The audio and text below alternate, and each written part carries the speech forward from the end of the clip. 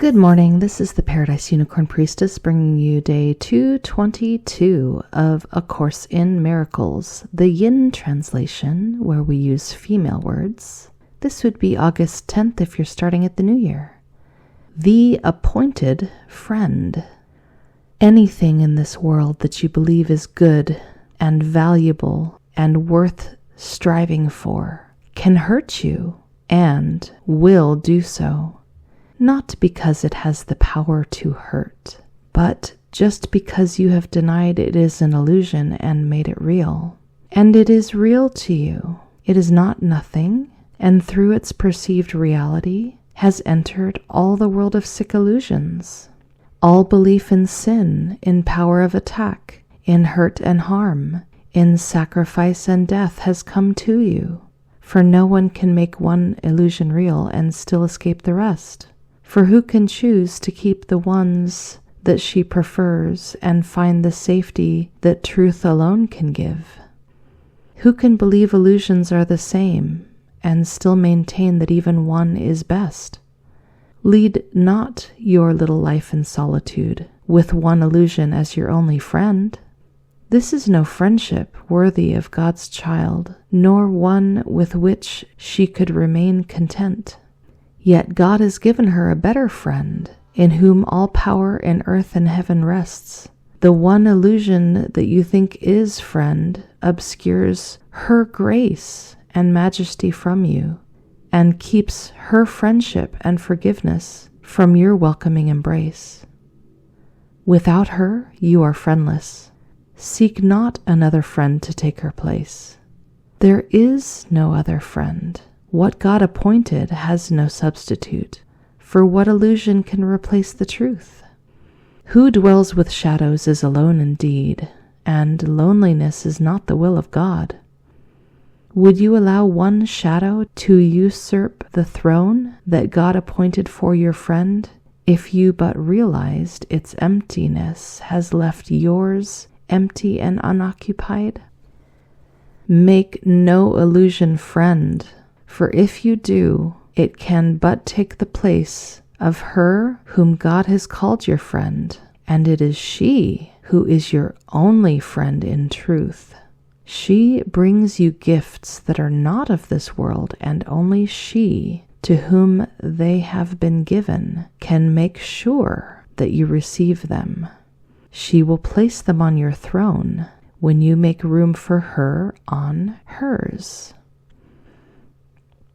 That is our brief text reading today. This, for me, harkens back to the idea I am experimenting with, that when A Course in Miracles refers to our sister, in essence, it's just the one. It's basically everything else that we think of as not us, our separate individual small self, all the rest of creation, all the rest of the universe. We see all these different manifestations in the illusion, seemingly different individual humans, animals, plants, ideas, situations, but our sister is the present moment.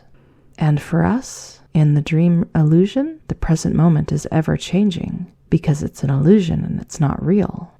And when we begin embracing the principles of A Course in Miracles, when we begin forgiving, the dream does sweeten. And this is perhaps a warning to us not to get attached to this sweetened dream, because all form is transient. And no matter how sweet the dream seems, as long as it is form, it has the potential to turn back into a nightmare. If we have opened the door to not love, if we've opened the door to all those things, fear, hate, all that is not love.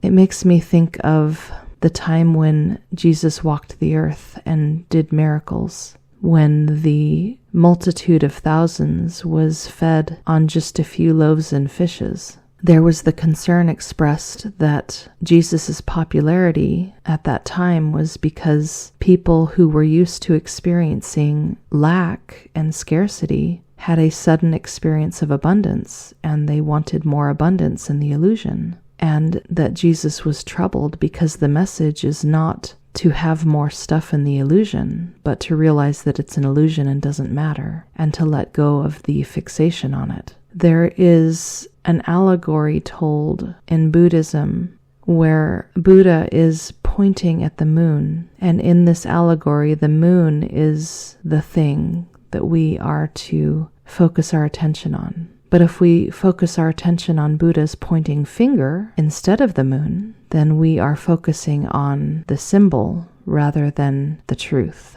The only thing that is real is love, and love by nature is formless and abstract. We can see it shining through the form when the form is sweet, but it is not the form.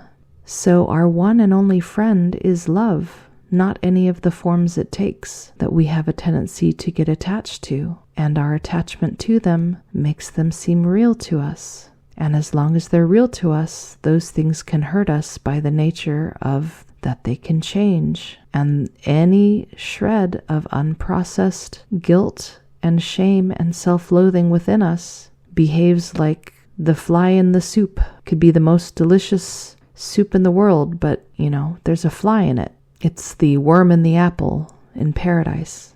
I sometimes think of it as being. As long as there's an apple, as long as there's form, there's going to be the potential for there to be a worm in it. So A Course in Miracles wants to remind us that love is the treasure, not any of the forms that the treasure appears to take. All right, just a reminder, today's lesson is to be received after we have reviewed the passage on the answer to the question, what is forgiveness? And A Course in Miracles talked earlier about how the ego likes to ask unanswerable questions, and that the only true, honest, genuine question is an open-ended one that does not try to control the answer. And so these passages that we review as part of our lesson, where there's a series of lessons that are falling under a theme, each one begins with an open-ended question that's not trying to control the answer. And the theme for this set is forgiveness. And just a reminder, while I am not reading the passage on forgiveness again here into this podcast episode, the text for it is in the show notes. All right, lesson 222. God is with me. I live and move in her. God is with me. She is my source of life, the life within, the air I breathe, the food by which I am sustained, the water which renews and cleanses me.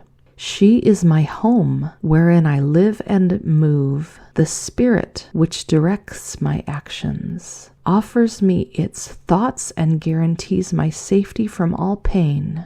She covers me with kindness and with care, and holds in love the child she shines upon, who also shines on her. How still is she who knows the truth of what she speaks today.